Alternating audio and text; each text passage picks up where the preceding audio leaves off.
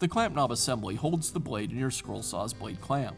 There's a knob on both the upper and lower blade clamps. The clamp knob assembly has a wing nut cast onto a threaded metal stud. The stud is machined on the end to provide a clamping surface for the blade. Over time, the clamping surface can wear, which will cause the blade to slip out. The threads can also wear now. Replacing the clamp knob assembly is a simple repair that you can do yourself, and I'm going to show you how. I'll begin by removing the blade from the upper blade chuck.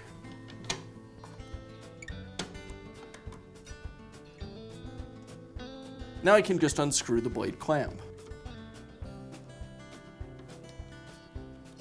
With it removed, I'll thread the new clamp into place.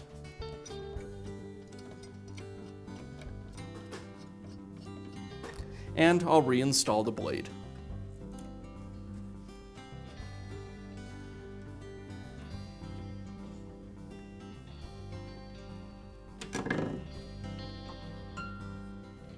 And that's how simple it is to install a new clamp knob assembly on your scroll saw.